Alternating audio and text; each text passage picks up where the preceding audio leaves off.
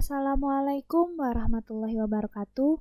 Hai, kami dari kelompok 6 ingin mempersembahkan video tentang perencanaan peningkatan kompetensi pegawai. Sebelum kami menayangkan video, akankah lebih baik kita berkenalan dengan para anggota kami, yaitu yang pertama Rizky Zulfajri, yang kedua Sofatul Jannah Nur Aryati, yang ketiga Muhammad Revi Salafia, yang keempat Arifia Stuti Karimah Nur Fitriana, yang kelima Ica Sarah Said, yang keenam Khairul Umam, yang ketujuh Nanda Rizky Ahmad Fauzan, dan yang terakhir Muhammad Syafi Darukutbi. Sekian video perkenalannya. Saksikan video kami sampai selesai ya. Oke teman-teman, sebelum kita beranjak ke materi perencanaan peningkatan kompetensi pegawai, mari kita bahas dulu mengenai latar belakang materi ini. Setiap organisasi pasti memiliki tujuan tertentu yang ingin dicapai. Maka dari itu, perusahaan harus memiliki sumber daya yang maksimal untuk mencapai tujuan tersebut. Sumber daya yang paling penting dari sebuah organisasi atau perusahaan yakni sumber daya manusia. Oleh karena itu, organisasi atau perusahaan dituntut memiliki sumber daya manusia yang memiliki pengetahuan, memiliki pengalaman, memiliki motivasi, dan memiliki kompetensi tertentu di dalam bidangnya. Wilson Bangun menyatakan bahwasannya kinerja merupakan kombinasi dari kompetensi, usaha, dan kesempatan yang dapat dinilai dari hasil kerjanya. Yang mana setiap pekerja dalam menyelesaikan tugasnya harus memiliki derajat kesediaan dan kompetensi tertentu. Yang mana kompetensi dan ketersediaan tersebut tidak cukup efektif apabila pekerja orang tersebut tidak bisa atau tidak mengetahui apa yang dikerjakan dan bagaimana cara menyelesaikannya. Oleh karena itu, perencanaan peningkatan kompetensi pegawai merupakan hal pokok untuk mencapai tujuan organisasi. Hal ini dipertegas oleh Sondang dan Sigian bahwasannya manajemen sumber daya manusia yang baik, yakni adanya peningkatan kontribusi pekerja kepada organisasi atau perusahaan untuk mencapai tujuannya yang tercermin dari kemampuan atau kompetensi dan kapasitas sumber daya manusia tersebut. Maka dari itu, peningkatan kinerja pegawai yang memadai dalam sebuah organisasi atau perusahaan akan berdampak langsung terhadap kinerja para pekerjanya yang akan berpengaruh terhadap efisiensi atau efektivitas dalam pencapaian tujuan sebuah organisasi. Karena pada dasarnya, apabila pekerja memiliki kompetensi yang tinggi, maka pekerja akan menyelesaikan pekerjaannya dengan sebaik mungkin dan secepatnya. Sebaliknya, jika pekerja memiliki kompetensi yang rendah, maka bisa jadi dia akan menyelesaikan pekerjaan tidak cepat dan tidak baik yang akan menghambat dari tujuan organisasi tersebut. Baik, di sini saya akan mencoba menjelaskan pengertian perencanaan peningkatan kompetensi pegawai. Perencanaan merupakan peningkatan kompetensi pegawai pada suatu rencana dengan meningkatkan kemampuan pegawai supaya efektif dan efisien dalam mencapai tujuan suatu organisasi atau perusahaan. Pembahasan selanjutnya mengenai tujuan. Perencanaan pengembangan atau peningkatan kompetensi karyawan sangat diperlukan dalam sebuah instansi atau perusahaan. Karena dengan adanya perencanaan, peningkatan kompetensi karyawan dapat membantu meningkatkan kemampuan dan keterampilan karyawan. Pengembangan karyawan juga dirancang untuk memperoleh karyawan yang mampu berprestasi dan fleksibel untuk suatu instansi dalam geraknya ke masa depan. Pentingnya perencanaan peningkatan kompetensi karyawan bukanlah semata-mata bagi karyawan yang bersangkutan, tapi juga keuntungan bagi instansi atau perusahaan, karena dengan meningkatkan kemampuan dan keterampilan karyawan, maka dapat meningkatkan produktivitas kerja para karyawan. Untuk selanjutnya akan dibahas oleh pemateri berikutnya. Baik, di sini saya akan menjelaskan tentang manfaat merekrut kerja dengan berdasarkan kompetensi karyawan. Karena kompetensi yang dimiliki oleh setiap orang memiliki peran yang penting terhadap efektivitas pelaksanaan berbagai tugas pekerjaan. Banyak perusahaan besar yang memanfaatkan kompetensi sebagai suatu dasar kriteria dalam merekrut tenaga kerja. Baik, di sini saya akan menjelaskan ada beberapa manfaat merekrut kerja dengan berdasarkan kompetensi karyawan. Yaitu yang pertama, memperjelas suatu standar kerja dan impian yang diinginkan oleh perusahaan tersebut. Standar yang diinginkan perusahaan bisa sesuai dengan sehingga karyawan bisa menyesuaikan dengan harapan perusahaan tersebut. Kemudian yang kedua, untuk menyeleksi tenaga kerja yang potensial. Seleksi tenaga kerja yaitu proses menyaring kandidat tenaga kerja untuk ditempatkan pada pekerjaan yang tepat. Seleksi yang efektif dengan memiliki kandidat terbaik untuk pekerjaan yang diperlukan. Kemudian yang ketiga, memaksimalkan produktivitas perusahaan. Kegiatan ini sangat menguntungkan pihak perusahaan. Memaksimalkan pekerjaan perusahaan karena karyawan mengerjakan pekerjaan sesuai dengan kemampuannya. Kemudian untuk manfaat yang keempat, itu untuk mengembangkan sistem remunerasi, yaitu pemberian gaji atau pendapat tambahan kepada pegawai sebagai apresiasi atau pekerjaan atau kontribusi dalam perusahaan.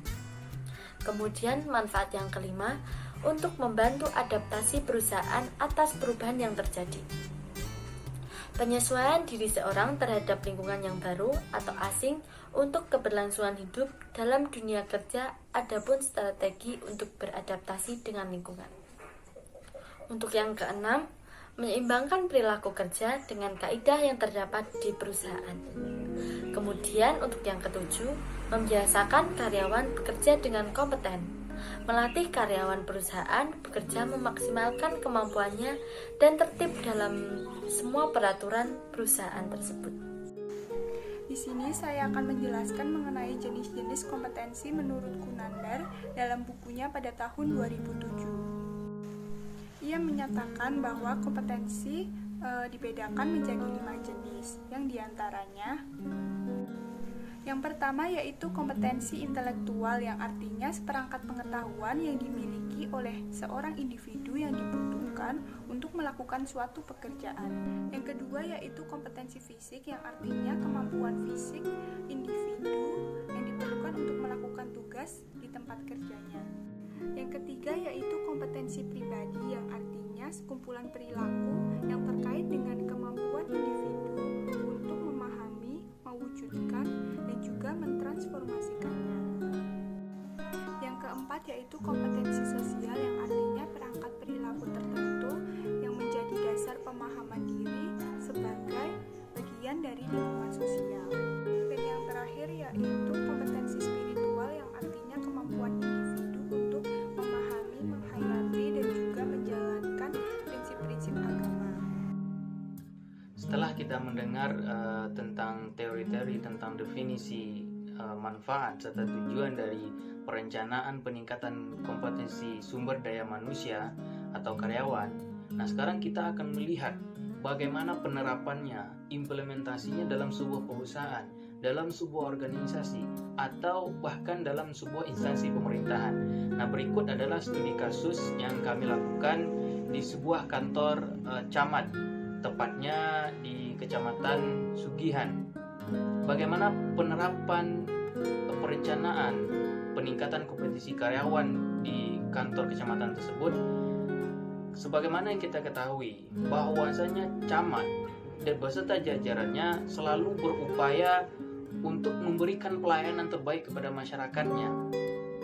Nah, pelayanan tersebut terus dilakukan demi kepuasan para masyarakat tersebut.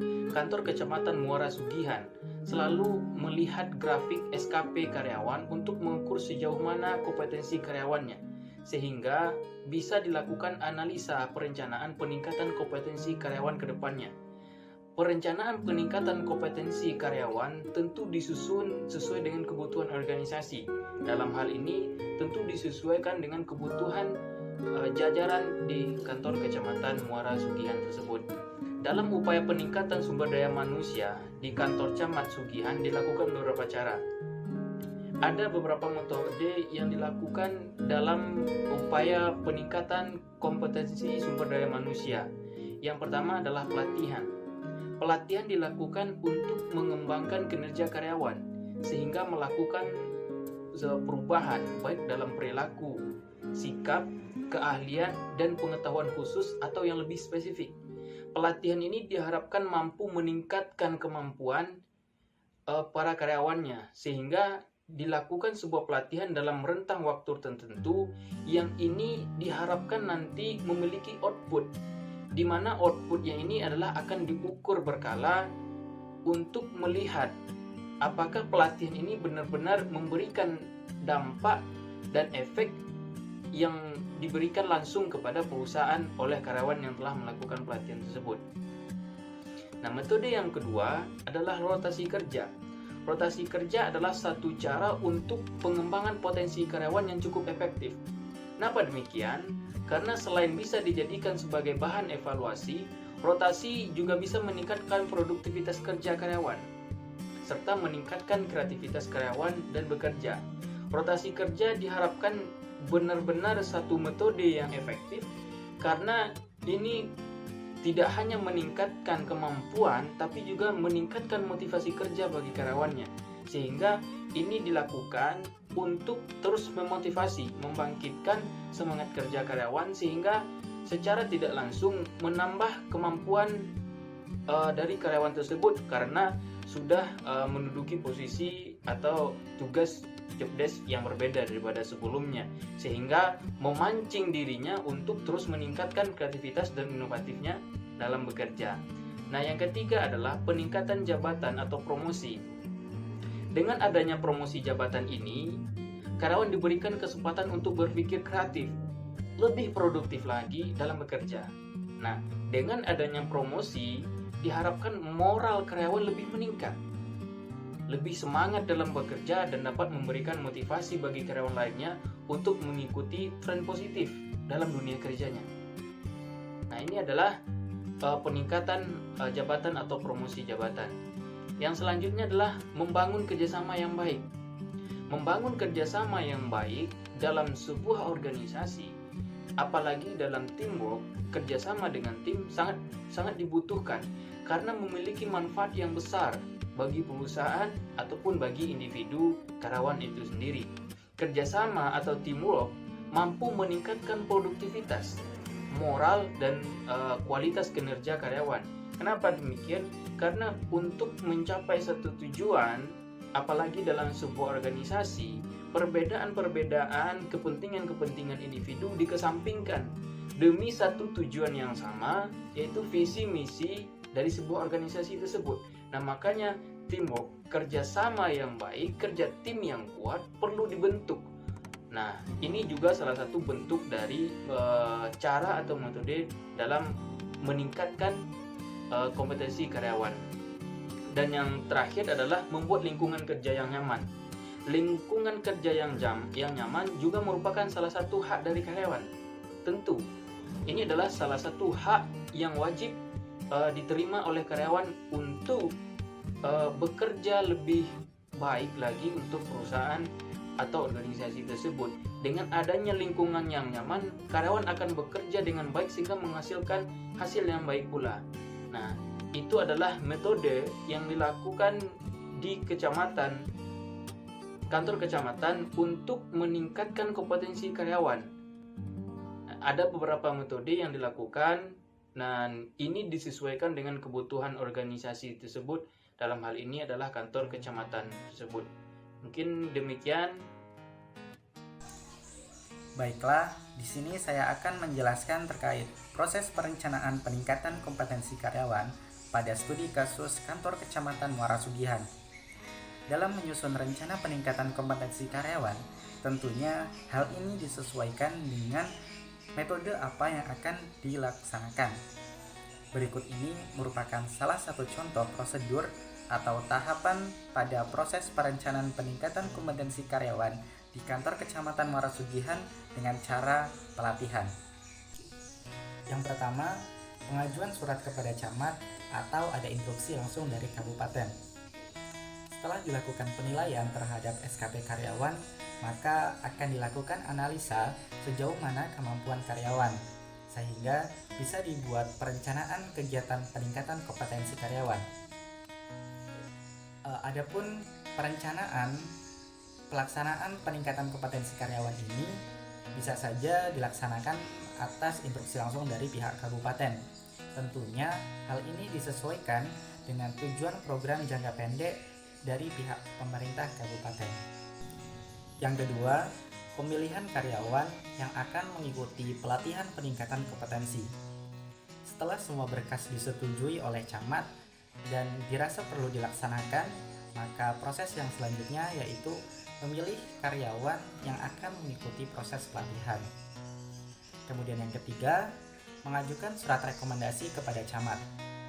Setelah nama-nama karyawan didapatkan, maka proses yang selanjutnya yaitu membuat surat rekomendasi kepada camat terkait nama-nama tersebut.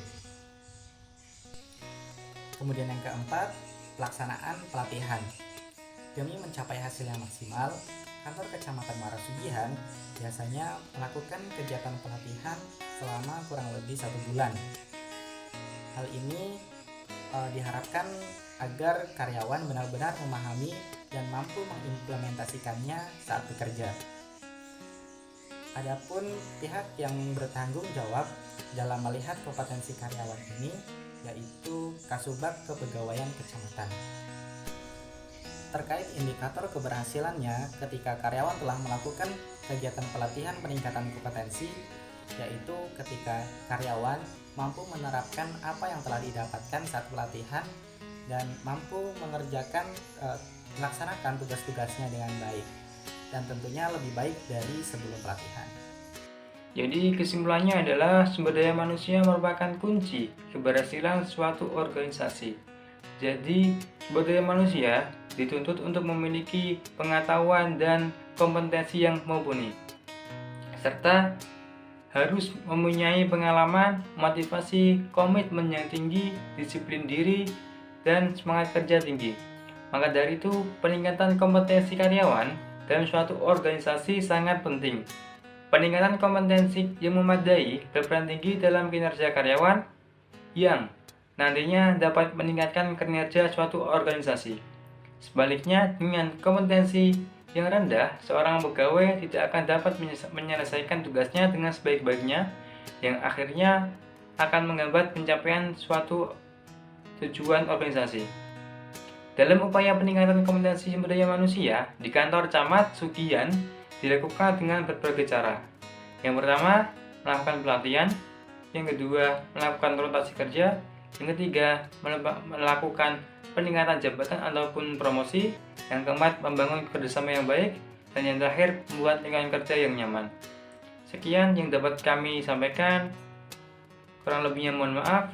Assalamualaikum warahmatullahi wabarakatuh.